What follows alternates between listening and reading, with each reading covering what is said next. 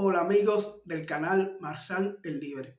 Aquí les traigo un material sobre Jorge Ricardo Mazzetti, periodista argentino, fundador de Prensa Latina.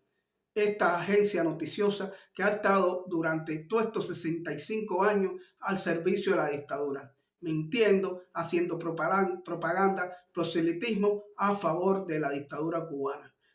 Gran parte de toda esa historia, de esa leyenda heroica que se respira en Latinoamérica, de todas esas mentiras de salud gratuita, educación gratuita, magnífica, ha salido de Prensa Latina, de la cual han bebido muchos otros medios noticiosos, aparte que grandes intelectuales de nuestro continente y de otros lugares cruzando el Atlántico han sido miembros de esta agencia, que es una agencia que ha sido todo pura propaganda a favor de la dictadura cubana.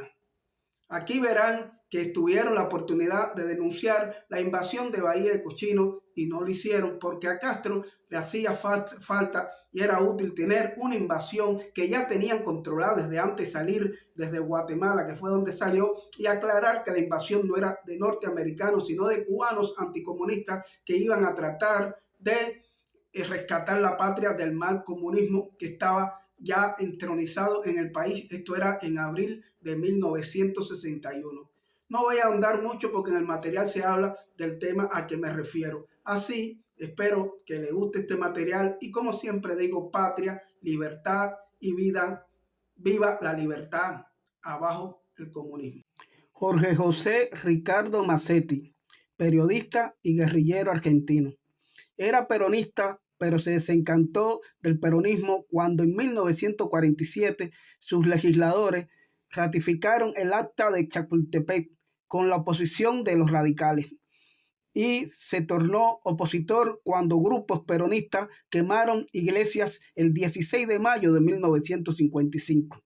En ese tiempo colaboraba con la publicación moderada de oposición al gobierno peronista Cara y Seca, y que renunció cuando no le publicaron las fotos que había tomado cuando quemaban las iglesias. Fue el único periodista argentino que cubrió en la Sierra Maestra la acción de la guerrilla en 1958. Como enviado especial de la radio El Mundo, realizó entrevistas a Fidel y el Che, quien entabló estrechas relaciones de amistad con él. Aquellos reportajes consistieron en la primera oportunidad que se escucharon la voz de estos bandidos en Cuba y Latinoamérica. Fue transmitido por la radio Rebelde. Mazzetti escribió temas vinculados a la dictadura de Batista, incluyendo un capítulo dedicado al juego, las apuestas, casinos en Cuba y denuncia de la corrupción gubernamental. Cuando regresó a Argentina, se encuentra que sus reportajes no se habían publicado en su país y por ello, cuando triunfó la revolución, acepta la misión del Che de fundar en Cuba una agencia de noticias. Así surgió Prensa Latina. Entre los periodistas e intelectuales que estaban bajo el mando de Mazzetti estaban García Márquez, Rodolfo Walsh, Rogelio García Lupo, Carlos Medina y en la redacción de Chile, Ángel Buan, quien muriera el 18 de julio de 1963 en Argelia, en los tráficos que tenían Prensa Latina y la dictadura cubana con los argelinos.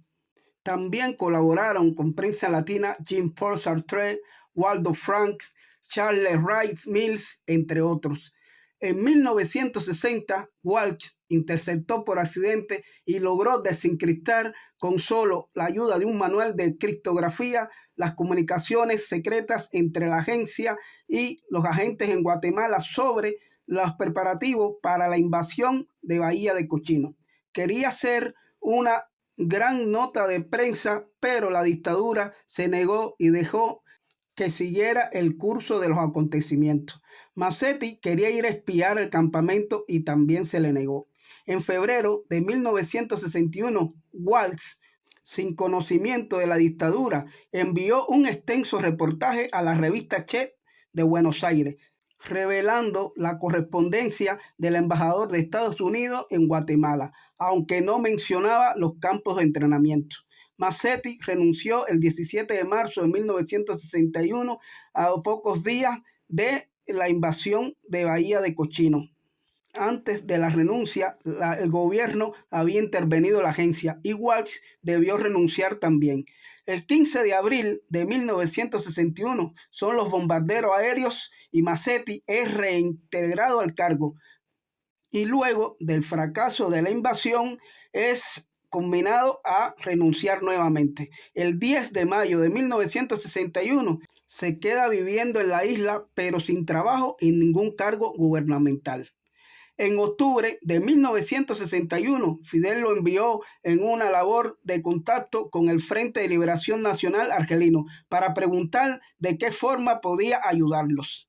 Pidieron armas los argelinos. Para fin de año estaba en África nuevamente con un barco mercante cubano camuflado y con papeles falsos, en los cuales llevaban las armas para el frente argelino. El Che le pidió a Masetti que se fuera adelantando y fuera creando una guerrilla en Argentina.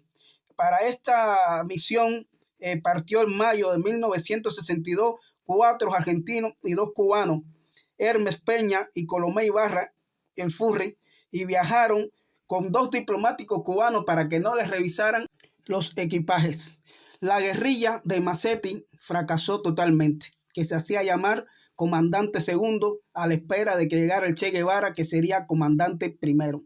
Masetti desapareció en la selva de Salta el 21 de abril de 1964, cuando jugaba a hacer la revolución en Argentina, con el grado de comandante, porque el primero, que era el Che, nunca llegó a la Argentina, del ejército guerrillero del pueblo. Así era como titulaban a la guerrilla que no llegó a ser guerrilla. En este material pudieron ver cómo la dictadura cubana ha tratado de socavar desde sus mismos inicios a distintos países de la región y fuera de la región, porque ahí vieron cómo enviaron armas a Argelia, esto fue en 1963, y el ejército del pueblo, que era la guerrilla que Masetti estaba creando en Argentina, no llegó a ningún lado porque simplemente llegaron con las ideas de hacer una revolución en un país donde el gobierno que estaba democráticamente, no era una dictadura como el caso que había pasado en la Revolución Cubana, sino era un país, era gobiernos que estaban llegando al poder por el voto, es decir, democráticamente, voto popular, y por esto no tuvo nunca el apoyo que se esperaba, aparte de que el Che nunca llegó a tiempo. Después sabemos la historia que el Che fue a dar a Bolivia, donde trataron de socavar otro gobierno que era electo también popularmente, era una democracia,